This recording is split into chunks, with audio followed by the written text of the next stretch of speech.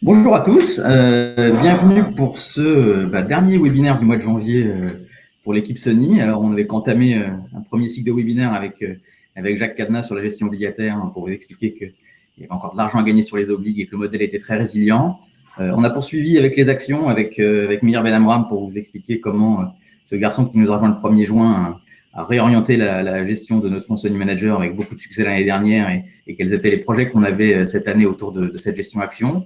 Et on termine avec Étienne de Marsac pour notre gestion globale macro, pour essayer de faire un peu la synthèse de plein de choses et essayer de vous apporter en tout cas des éléments de réponse qui sont parfois pas faciles à trouver dans un environnement qui est assez complexe, mais Étienne va y revenir largement pour voir dans cet environnement finalement comment on peut naviguer, quelles sont les choses qu'on peut faire, où sont les zones de risque, voilà, essayer de vous apporter en tout cas, comme la boussole le montre bien sur la photo, un peu de cap dans cet univers qui peut paraître un peu flou, mais qui, quand on est de l'intérieur et qu'on essaye de trouver le bon niveau d'information, nous permet de trouver malgré tout des réponses, et c'est tout le but de ce genre d'intervention. Donc, bien évidemment, vous avez la possibilité de nous poser des questions donc, sur l'onglet en haut à droite.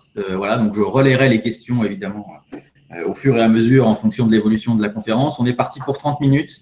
Donc, en tout cas, merci d'être là très nombreux. Merci pour votre attention. Et je passe tout de suite la parole à Étienne pour démarrer. Et puis moi, j'alimenterai tout ça des questions que vous nous poserez. Et j'espère que vous allez passer un bon moment. En tout cas, je suis assez persuadé que ça va bien se passer. Étienne, à toi. Merci Christophe, bonjour à tous, j'espère que vous m'entendez bien. Donc l'idée de cette présentation, c'est de vous apporter effectivement des éléments de réponse nous permettant de naviguer dans cet environnement qui peut être obscur ou qui alterne la clarté et l'obscur, et de vous inviter à regarder donc un fonds qui est Sony Multi-Strategic Bonds, qui a été lancé en 2019 et qui commence à montrer tout son potentiel en fait depuis 2020, et qui est un fonds qui a vocation à vous orienter dans ce monde d'après. Alors quand je parle de monde d'après, qu'est-ce que je veux dire? Je veux bien sûr évoquer le monde d'après Covid, c'est-à-dire celui de la normalisation du quotidien, mais c'est également ce nouveau monde qui est celui des bulles spéculatives, comme on en a eu récemment au travers de l'action GameStop, par exemple, s'il fallait reprendre qu'un exemple récent. C'est le monde de la création monétaire débridée. Est-ce que cette création monétaire est pérenne? Est-ce que les bilans des banques centrales sont solides? Est-ce qu'on va revoir ou pas un environnement ou un rebond d'inflation? Et puis, quelles sont les ruptures technologiques auxquelles on peut s'attendre dans le futur et dans lesquelles on doit gouverner? Donc, on va vous présenter notre fonds, qui est un fonds patrimonial, avec ses caractéristiques, le bilan de l'année écoulée, et puis ce qu'on a identifié comme thème important pour l'année qui vient, et qui sont des thèmes, à notre sens, porteurs, sur lesquels il y a beaucoup d'opportunités, qui sont les thèmes structurants du fonds, et on vous présentera comment on les travaille. Alors, qu'est-ce que c'est que Sony Multi-Strategic Bond? En fait, c'est tout sauf un fonds diversifié. C'est pas un fonds d'allocation.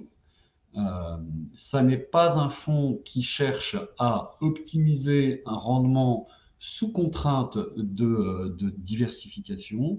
C'est au contraire, c'est tout le contraire. En fait, c'est un fonds thématique assez concentré, mais concentration ne rime pas avec absence de contrôle de risque. On peut faire les deux quand on est sérieux.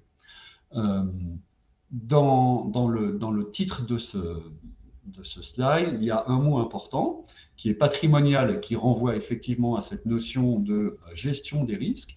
Et puis, il y a global et macro.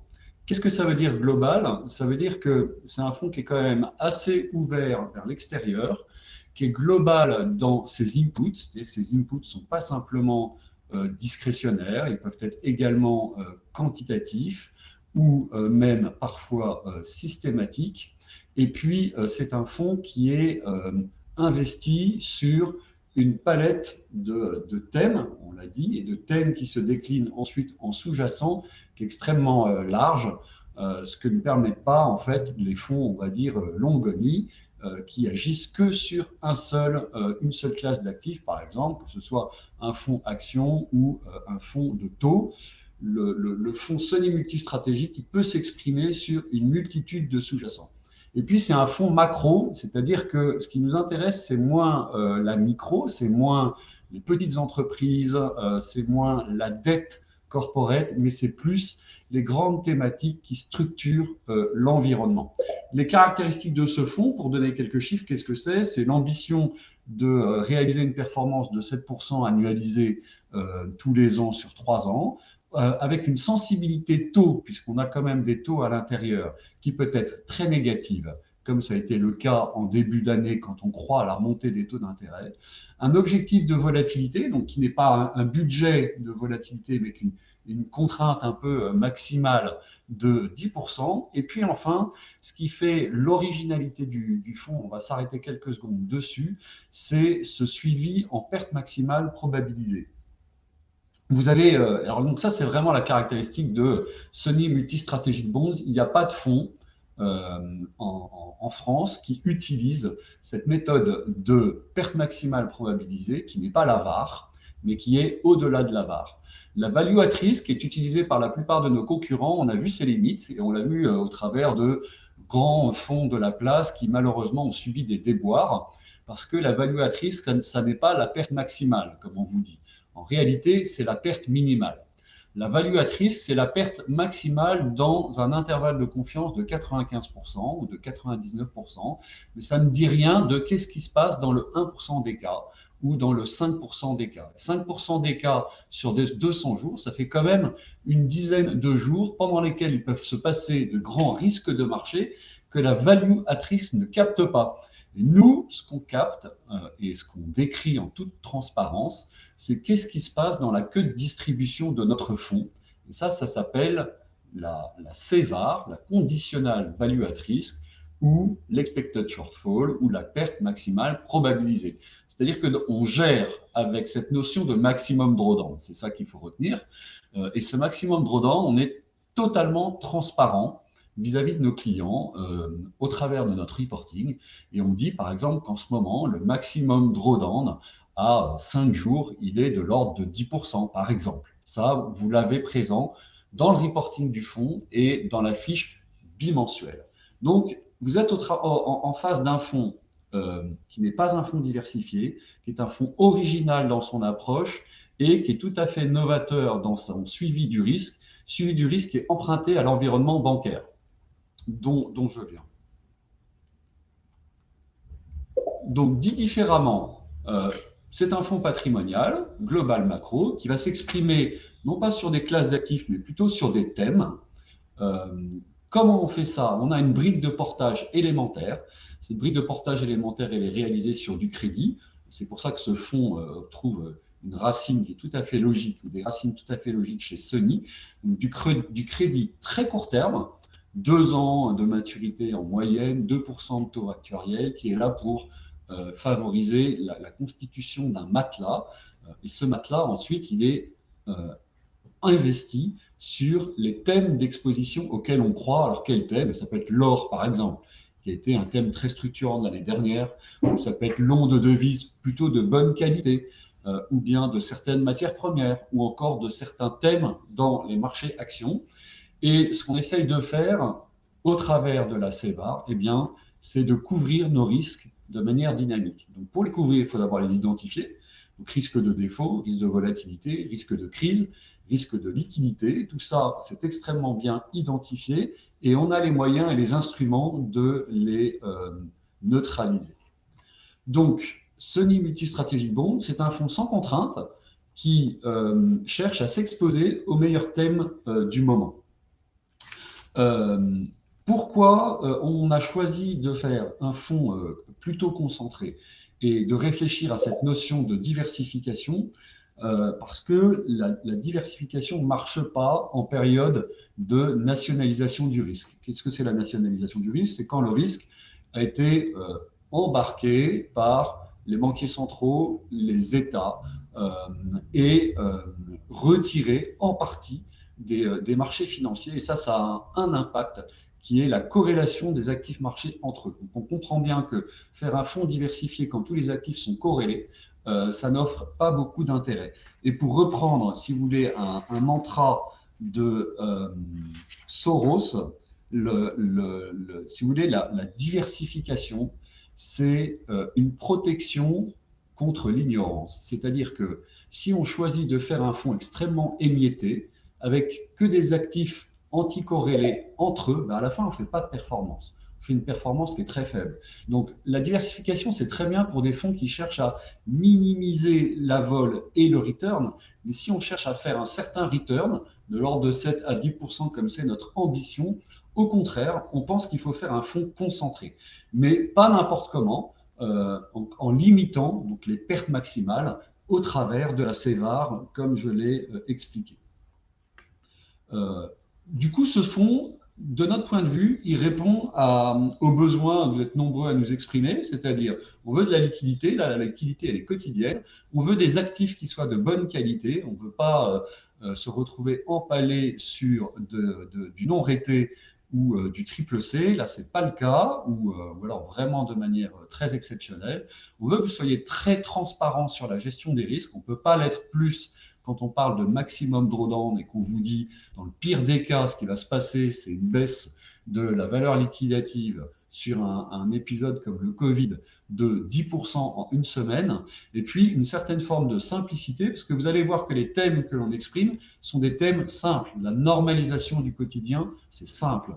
L'inflation, c'est un sujet qui est compliqué, mais on en comprend les tenants et aboutissants, c'est-à-dire la hausse éventuelle des prix.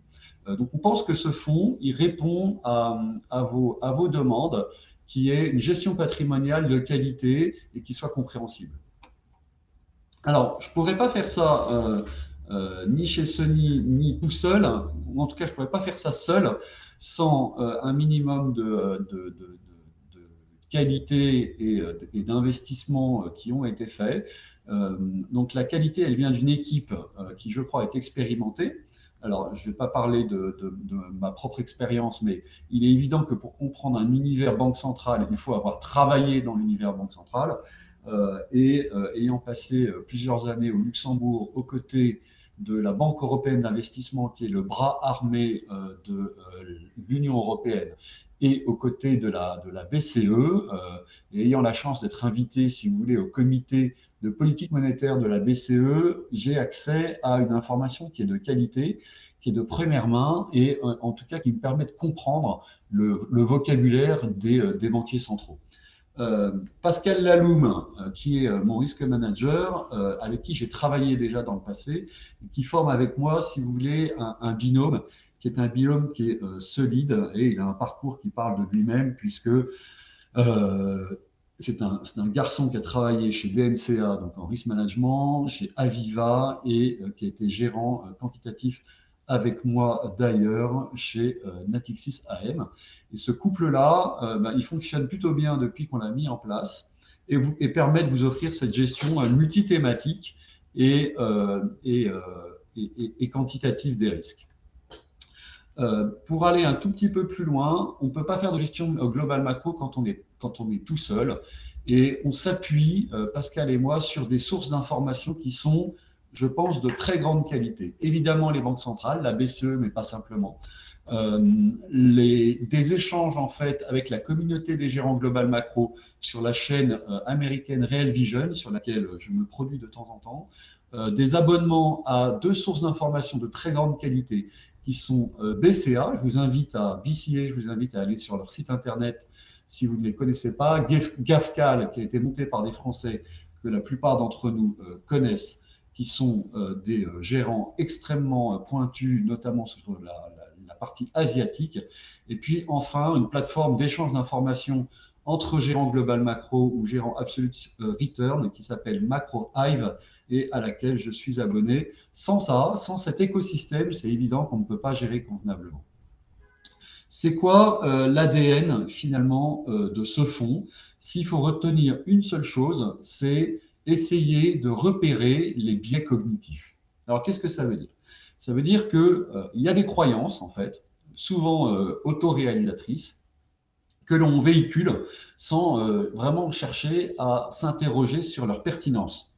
Et l'une de ces croyances, je vais vous donner un exemple l'année dernière, au cours du mois enfin, au cours de l'année, notamment entre le mois de juin et le mois de septembre, l'une de ces croyances a été de dire que les vaccins ne sortiraient pas avant la fin 2021, s'ils sortaient. Donc la plus grande, le plus grand pessimisme vis-à-vis, donc si vous vous souvenez, l'année dernière, hein, l'été dernier, personne ne croyait, ou on était très peu à croire que, on allait trouver des vaccins fonctionnels, que ça prendrait beaucoup de temps et on n'était pas capable de qualifier ce temps. Donc moi j'entendais souvent, et on entendait tous souvent, les vaccins, on n'en sait rien, on ne sait pas quand ça sort, si jamais ça sort. Mon premier réflexe de gérant, et c'est mon ADN, si vous voulez, pour bien comprendre comment fonctionne ce fonds, c'est quand on repère ou quand je repère une croyance qui peut être, pourquoi pas, pertinente, mais c'est de m'interroger sur cette idée. D'où vient-elle? Est-ce qu'elle s'appuie sur des éléments objectifs? Alors, l'élément objectif qui permet de savoir quand vont sortir les vaccins, c'est d'interroger ceux qui les font. Donc, c'est d'interroger Moderna et d'interroger Pfizer. Et donc, au mois de septembre dernier, j'ai eu la chance et on va dire la curiosité de m'inscrire à une conférence de presse tenue par Stéphane Bancel, donc le PDG français de Moderna. C'est pas une conférence de presse, c'est une conférence à l'école centrale, pardon, dans laquelle Stéphane Bancel expliquait premièrement que les vaccins qu'on appelle à ARN messenger étaient quasiment prêts, que leur taux de succès allait être largement supérieur aux vaccins contre la grippe, c'est-à-dire de l'ordre au moins 90%, que les échantillonnages étaient prêts à plus de 50%, qu'il restait plus qu'une dizaine ou 20 de milliers de personnes à tester pour pouvoir lancer la phase de validation par les autorités sanitaires américaines, et qu'en tout état de cause, le vaccin allait être prêt pour le mois de décembre, ce qui n'est ni plus ni moins d'ailleurs que ce que disait Trump, même si le personnage est souvent haut en couleur. Donc le fonds s'est immédiatement positionné à partir du mois de juin, probablement un peu trop tôt, mais sur cette perspective de normalisation du quotidien, parce que on allait finalement, le pessimisme ambiant n'était pas nécessairement rationnel. Alors, ça, c'est la valeur liquidative, le fonds, sur l'année 2020, qui appelle plusieurs commentaires. Premièrement, vous allez dire, oui, on a déjà vu ce type de graphe, et on l'a vu en fait sur des fonds qui sont des fonds plutôt, entre guillemets, passifs, c'est-à-dire un fonds qui est long only a subi une variation qui est de cet ordre-là, avec un drawdown de 10, 15, parfois 30% au mois de mars, avant une phase de reprise ou pas d'ailleurs. Là, vous êtes en présence d'un fonds actif, qui a choisi, par exemple, dès le mois d'avril, de s'exprimer de manière risconne, donc sur les classes d'actifs actions, crédit à yield, etc., pour en tirer de la performance. Et la performance de 20% entre avril 2020 et puis mi-janvier 2021, si vous voulez, n'est pas le fruit du hasard, le fruit du portage sur une classe d'actifs sur laquelle finalement on est investi à 100% parce qu'on est benchmarké, c'est le choix d'une exposition risk-on. Ensuite, le drawdown qui est de l'ordre de 10% au mois de mars, quand vous le mettez en relatif avec cette performance de mars à aujourd'hui, il a finalement été assez limité. Et pourquoi il a été limité? Parce que dès le mois de janvier, biais cognitif, il m'a semblé que le coronavirus allait être un black swan, donc je me suis exprimé en fait sur les médias pour le dire, et donc on a pu, alors pas entièrement, mais on a pu neutraliser une grosse partie de la baisse des marchés risqués dès le mois de février. On aurait pu faire mieux, il nous a manqué des instruments à ce moment-là. Ces instruments, on les a maintenant aujourd'hui. Donc, je vous parlais tout à l'heure d'un processus qui est de construction de portefeuille qui est exigeant, mais toujours est-il qu'on a réussi à atténuer la volatilité du fonds, à être très rapidement, autour du mois de juillet, de nouveau en situation de performance positive quand la plupart de nos fonds concurrents n'ont été positifs que vers la fin du mois de décembre. Donc, si vous voulez, c'est rassurant quand un fonds baisse comme cela d'une dizaine de pourcents en mars, 3 mois plus tard, de le voir de nouveau en territoire positif, même si notre quatrième trimestre a été un petit peu volatile du fait du Covid. À aujourd'hui, en fait, le fonds sur un an glissant, il propose donc une performance qui est de l'ordre de 3%, ce qui n'est pas si mal, et même plutôt, je pense, honorable dans cet univers. Et ce qu'on peut retenir, c'est ce qu'il se classe au mois de janvier, par exemple, premier de sa catégorie performance absolue euro au mois de janvier. Voilà. Donc à retenir, voilà, cette belle hausse de plus 20% depuis le mois de mars, qui est une performance active, acceptée. Donc c'est quoi le fonds là dans son positionnement tout de suite? Alors vous avez du risque action, on en parlera tout à l'heure, du risque de devises, plutôt des devises de bonne qualité, un thème de l'énergie que j'aime bien mais qui aujourd'hui a été neutralisé, on y reviendra, qui est tout à l'heure, qui est d'ailleurs assez compatible avec le thème du retour de l'inflation, qui est un de mes mantras. Vous avez du risque de taux, mais d'ailleurs plutôt du taux d'intérêt couvert, donc c'est du risque de taux négatif, c'est-à-dire que le fonds a par moment une sensibilité qui peut être négative, et puis du haut rendement, donc là c'est la couche de portage. Je vous parlais tout à l'heure de perte maximale potentielle transparente.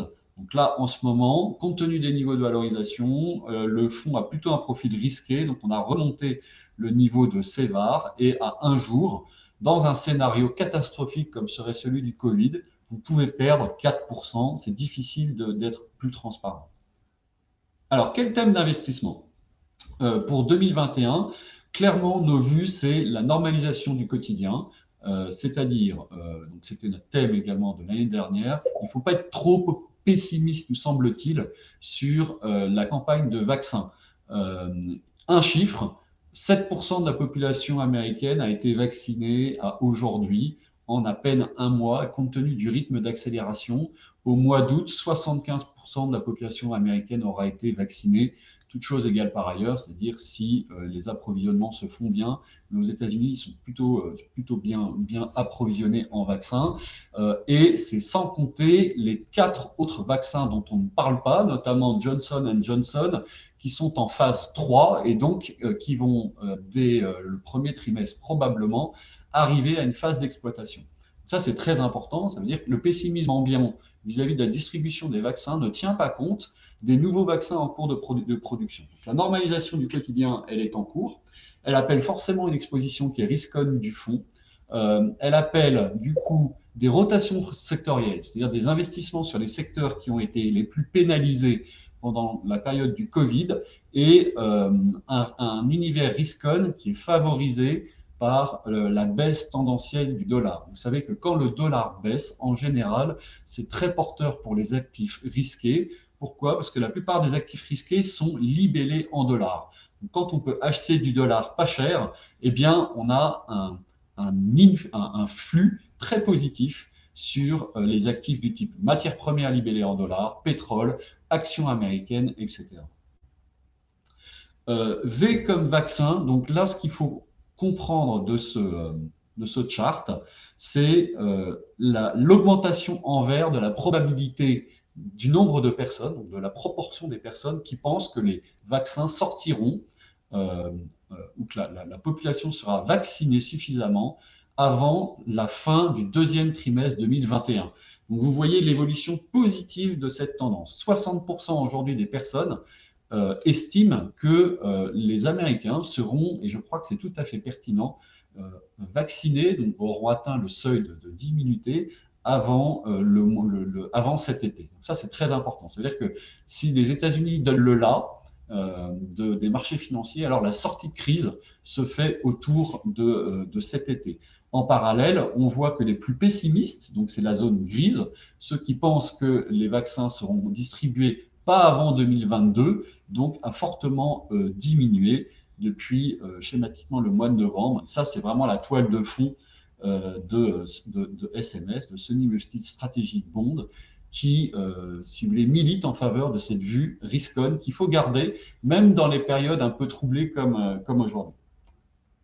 On estime également que les actions ne sont pas chères. À gauche, vous avez les price earning ratio. Alors, vous voyez que historiquement, que ce soit au global, que ce soit aux US ou au global ex-US, selon les trois courbes, les price earning ratio, donc les PE, combien de fois vous payez finalement les bénéfices, sont de l'ordre de 30 en moyenne. Et en plus, ils sont tirés vers le haut, si vous voulez, par un petit groupe d'actions incongrues comme Tesla. Mais pour autant, la majorité se traite à 30, et 30, c'est historiquement pas très cher. À droite, si vous voulez, c'est le chart qui permet d'exprimer le mieux possible pourquoi on n'est pas en 2000. Qu'est-ce que c'est que ce chart? C'est ce qu'on appelle la prime de risque equity. Donc, on compare le taux de dividende moyen des actions et on le compare au taux d'intérêt. La grosse différence entre maintenant et les années 2000, c'est qu'en ce moment, les actions en moyenne vous servent un dividende de l'ordre de 6%, quand en 2000, ce dividende était négatif. C'est-à-dire qu'en 2000, la prime de risque était négative. C'est-à-dire que les taux d'intérêt, notamment le 10 ans américain, avaient été de l'ordre de 4%, ce qui était supérieur aux dividendes des entreprises. Souvenons-nous, en 2000, on est dans un univers de la tech nouveau où peu d'entreprises versent des dividendes ou font des bénéfices. On n'est pas du tout dans le même environnement. Donc, si on pense que les mouvements d'allocation sont générés par l'attractivité des classes d'actifs, alors la classe d'actifs actions est totalement pertinente dans une allocation aujourd'hui. Donc, surpondérer les actions par rapport au taux, ça fait du sens. Qu'est-ce que c'est ici? C'est les taux, c'est les PMI contre l'excès de return des actions contre les taux d'intérêt. Donc, en période de reprise économique, qu'est-ce que ça dit? Ça dit simplement que les actions surperforment les taux d'intérêt, donc le crédit par exemple, le high yield, l'emerging market, etc. Et ceci est actuellement alimenté par des flux acheteurs particulièrement significatifs. Donc, vous allez retrouver du risque action dans le fond. Comment ce risque action il est exprimé? Il est exprimé notamment au travers de rotations sectorielles. Ici, vous voyez depuis 1998 la surperformance de la value, enfin la sous-performance pardon de la value par rapport au style gross. Qu'est-ce que c'est le style gross? C'est, si vous voulez, le Nasdaq américain pour faire simple. Le style value, c'est plutôt les small et les mid cap. Donc, ce que vous voyez ici, c'est la sous-performance d'un indice comme par exemple le Russell 2000 contre le Nasdaq. Et on voit que depuis la fin de l'année dernière, eh bien, une grosse rotation a eu lieu et vous avez énormément de chemin à faire avant de revenir à la normalité. Donc, si vous pensez que les taux d'intérêt remontent et que le style gross va être pénalisé, alors ça fait du sens d'aller sur les moyennes capitalisations, notamment américaines, plutôt que sur le Nasdaq. Donc, vous allez retrouver dans le fond un pari qui est un short gross, un short action large cap technologique versus un long action de type value ou cyclique. Et ça, c'est d'autant plus vrai que sur le chart de droite, alors excusez-moi, c'est un peu compliqué, mais c'est une régression linéaire de la surperformance du Russell 2000 contre le Nasdaq, à droite, sur l'axe des X, contre le 30 ans US. Donc, qu'est-ce qu'on voit? On voit une relation qui est linéaire. Donc, plus le 30 ans monte, US, plus il est normal que le Russell, par exemple, donc les small caps, surperforment les large caps. Donc, si vous croyez à la hausse des taux, ce pari de rotation sectorielle, il est tout à fait cohérent. Ça veut dire que c'est un pari de taux. C'est-à-dire que c'est normal que dans un fonds qui est plutôt un fonds de taux d'intérêt, on retrouve quand même des thèmes actions, parce que ces thèmes actions ont comme principal input un input de taux d'intérêt. Quand les taux d'intérêt montent, la rotation sectorielle s'enclenche. d'autant plus que ces rotations sectorielles sont cohérentes avec la baisse du dollar. Donc sur le chart de droite, ce que je vous ai mis, c'est notamment le Russell contre le SPI, donc c'est encore une fois moyenne capitalisation contre grosse capitalisation, et on voit bien que quand le dollar baisse, c'est une échelle inversée, donc quand le dollar baisse, donc cette partie de droite là, depuis 2000, où ce trait vert qui remonte, hein, donc quand le dollar baisse, ou si vous voulez quand l'euro monte, eh bien le Russell SPI paye. Donc cette rotation, elle est cohérente avec, les thèmes de notre fonds. Donc, on est risk-on, on est à la rotation sectorielle, on est à la baisse du dollar, notamment parce que c'est le chart du bas, le dollar baisse lorsque le différentiel de taux d'intérêt est très défavorablement américain. C'est-à-dire que les taux d'intérêt américains sont en territoire négatif et bien plus que le reste du monde. Donc, vous avez des flux de capitaux qui sortent du dollar pour aller ailleurs. Et donc, ce qui drive la baisse tendancielle du dollar, c'est ce différentiel de taux d'intérêt.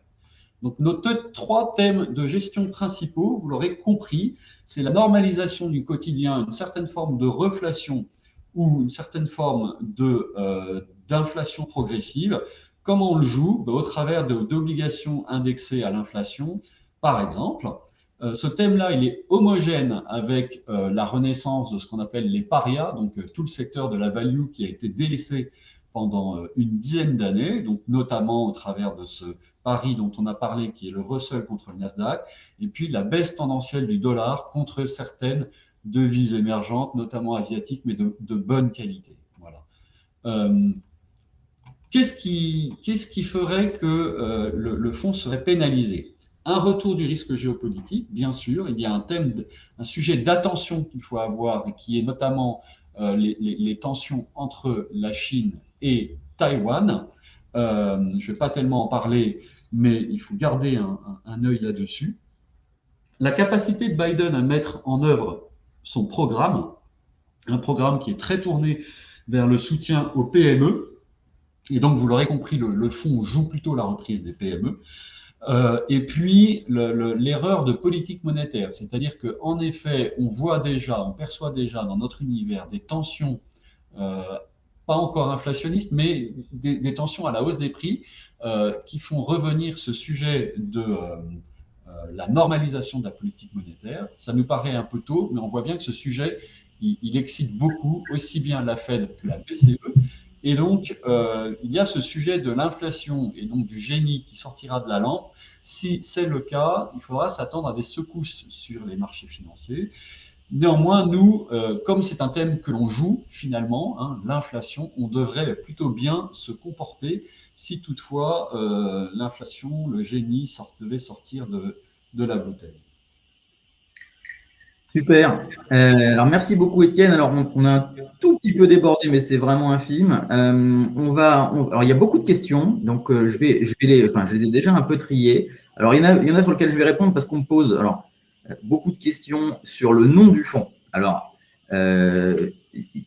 toute ressemblance avec avec H2O Multibonds, vous avez compris, on est assez loin de l'exercice. Alors, le fonds, comment on l'a trouvé? Alors, comment je l'ai trouvé?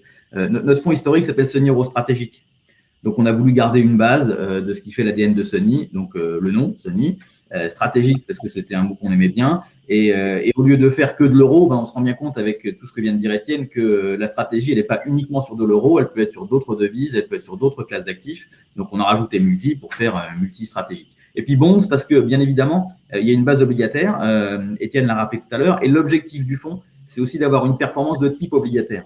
Et donc ça, c'est un élément qui est très important. Et les obligues, on s'aperçoit aujourd'hui qu'au-delà du portage, on peut gagner de l'argent sur les obligues d'une autre manière. Et donc, c'est toutes les stratégies mises en place par Étienne à l'intérieur du fonds pour essayer de capter de la performance autrement qu'avec uniquement du portage, même si dans le fond, bien évidemment, quand les conditions le permettent, on aura aussi du portage parce que c'est dommage de se priver de taux de rémunération confortable quand l'univers le permet. Donc, c'est un univers bien plus large que ce qu'on a fait historiquement. Donc, voilà pourquoi le nom du fonds. Alors, et puis en plus, si d'un point de vue marketing, j'avais eu la bonne idée de vouloir copier H2O, je ne suis pas sûr que j'ai été un grand marketeur, vu ce qui s'est passé depuis. Donc ça, c'est la première question et le premier groupe de questions. Ensuite, il y a un gros groupe de questions sur tout ce qui est autour de la couverture. Alors, budget de couverture, budget de risque, enfin, des questions globales autour de tout ça. Étienne, si tu veux essayer de faire une réponse un peu globale sur l'ensemble des budgets autour de couverture, risque, enfin, tu vois bien l'esprit de ce type de questions. Oui, alors on gère en fait avec le plus simple, c'est d'exprimer le budget de risque en volatilité. Comme je l'évoquais en début de présentation, la volatilité maximale, c'est 10%. Alors, vous avez un lien en fait direct entre volatilité et value at risk, mais je vais passer sur ce sujet. Mais si on exprime en fait le risque du fonds en volatilité, alors comment on fonctionne? Ben, on fonctionne en unité de volatilité, c'est-à-dire sur un thème ou sur un pari, on va mettre une fraction, donc 1%, 2%, 3% de volatilité. Selon notre degré de conviction sur un thème, on va augmenter la volatilité du pari. Par exemple, prenons le positionnement risk-on du fonds en début d'année, grâce auquel on a fait un bon mois de janvier. On s'est mis au maximum de notre budget de volatilité, donc à 10%.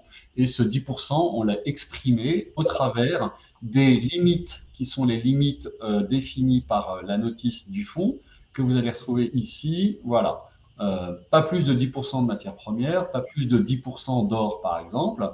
Pas plus de...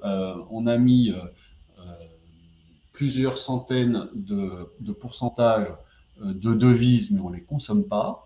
Une sensibilité donc, que j'ai baissée, par exemple, à moins 2 en ce début d'année, de manière à profiter de la remontée des taux américains. Donc voilà comment on fonctionne. On a un objectif de volatilité maximale sur l'ensemble du fonds. On alloue ensuite des unités de cette volatilité par thème ou par classe d'actifs et on refait tourner à la fin notre modèle de CEVAR, donc notre modèle de gestion en maximum drawdown, pour voir si, une fois que toutes les briques du fonds sont en place, on est bien à l'intérieur de notre limite maximale de perte probabilisée que l'on avait en tête. C'est-à-dire, si on s'est dit on ne veut pas perdre moins de 5%, eh bien, à la fin, on le vérifie. C'est un processus de contrôle de deuxième niveau. Et si on doit enlever des unités de risque, alors on les enlève. Ok, alors ensuite, j'ai une question, j'ai envie de dire d'actualité. On a d'ailleurs parlé hier avec Étienne, donc c'est marrant que quelqu'un pose cette question. Quid des cryptos? Et est-ce que, alors, je vois esquisser un petit sourire, et est-ce qu'on pourrait imaginer d'avoir dans un fonds de cette nature-là, j'en sais rien, moi, du Bitcoin ou du coin quelque chose, enfin un truc un peu en mode crypto? Oui, merci, c'est une très bonne question. Alors, pour le moment, ce n'est pas tout à fait, en tout cas, d'actualité. Je vais revenir sur le sujet de fond. Sur le sujet de est-ce qu'on peut investir dedans, pour le moment, nous, en tant que gérant, non, parce que l'AMF nous demande, notre autorité de contrôle favori, nous demande un agrément spécifique. Donc, c'est vrai qu'on se pose la question de le demander ou pas. Il y a peut-être des étapes intermédiaires encore chez Sony à franchir avant de s'engager dans ce type de classe d'actifs. Mais c'est vrai que le thème fait du sens et il fait d'autant plus de sens qu'on se rend bien compte que les cryptocurrencies, en particulier, pour ne pas le nommer, le Bitcoin, fait de la concurrence à l'or. L'or étant, si vous voulez, un actif antifragile qui fonctionne bien dans les périodes très leveragées, très, on va dire, extrêmement, dans lesquelles il y a beaucoup de la planche à billets à tourner à fond. Et lorsque les taux réels sont négatifs, ça fait du sens d'avoir de l'or. Et ça fait du sens d'avoir un actif autre qui profite de la création monétaire débridée ou qui cherche à maintenir constant le pouvoir d'achat.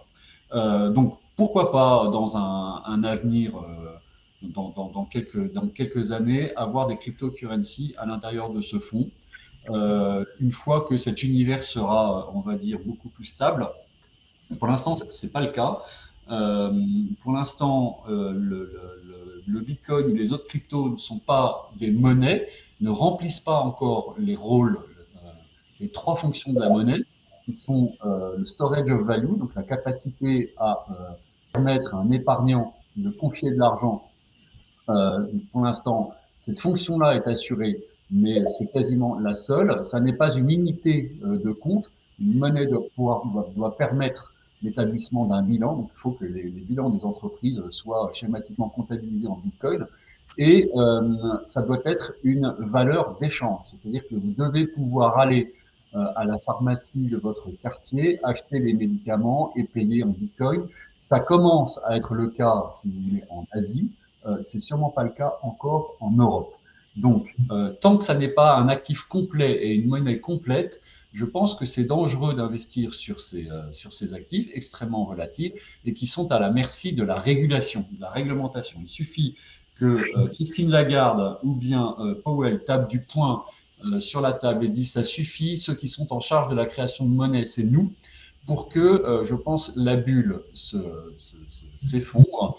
Alors, je connais l'argument qui est de dire mais c'est impossible d'interdire les cryptocurrencies, certainement, mais c'est possible d'interdire leur utilisation comme unité de transaction. Donc, vous interdisez à tous les magasins, toutes les plateformes Internet, à Amazon, etc., d'accepter les cryptos, c'est la fin des cryptos.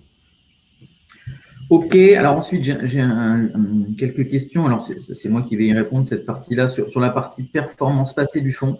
Parce que c'est un fonds, alors pour ceux qui n'ont pas suivi l'actualité de Sony, et c'est possible, hein, en fait c'est une mutation d'un fonds qui s'appelait chez nous Sony Convertible. D'accord. Donc Sony Convertible, c'était un fonds, comme son nom l'indique, d'obligations convertibles, qu'on a transformé en fonds Sony Multi-Strategic Bond. Donc toute l'année 2019, depuis mi-2019, a été entre guillemets, travaillé par Étienne pour, entre guillemets, nettoyer le fond de tout ce qu'il y avait à l'intérieur pour le mettre en situation de ce que vous êtes en train de voir aujourd'hui. Donc, la performance, il faut la regarder depuis le 1er janvier 2020, où là, pour le coup, on a vraiment la substantifique moelle de l'ensemble du fonds et c'est à ce moment-là qu'on a commencé. Donc, c'est à partir de ce moment-là que commence le nouveau track record du fonds. Donc, d'ailleurs, sur le reporting, on va sûrement mettre une espèce de barre pour comprendre que voilà, le fonds a été modifié à ce moment-là et qu'on a réussi à faire autre chose à ce moment-là. Voilà. Donc ça, c'est une question importante et donc voilà la réponse qui ne peut être on ne peut plus précise. Alors, je regarde une dernière fois s'il y a d'autres questions que je n'ai pas répondu. Si c'est le cas, m'en veuillez pas, mais on vous appellera en direct ou Blaise ou moi pour répondre à tout ça. On a déjà dépassé de 15 minutes. Si on me pose une question sur la taille du fonds, c'est un fonds qui pèse 15 millions d'euros aujourd'hui. Donc voilà, donc on est plutôt satisfait du démarrage du fonds. Donc voilà, donc pour celui qui pose la question, s'il veut le faire grossir, il est le bienvenu, bien évidemment. Voilà, écoutez, je pense qu'on a répondu à l'ensemble des questions. Vous êtes encore très nombreux, donc ça veut dire que le dépassement n'a pas été trop dérangeant. Donc merci beaucoup pour votre attention. Et tout état de cause, si vous avez d'autres questions, que ce soit sur le multi-stratégique bond, sur Eurostratégique, sur Eurostratégique Plus, sur Manager, sur l'ensemble de la gamme, sur nos gestions dédiées en gestion de trésorerie d'entreprise, bref, sur tout le très joli savoir-faire qu'on a déployé chez Sony, Blaise et moi, on est à votre disposition pour répondre à l'ensemble de ces questions. Voilà, passez une bonne fin de journée, un bon week-end avant d'être confiné. Prenez bien soin de vous et à très bientôt. Au revoir.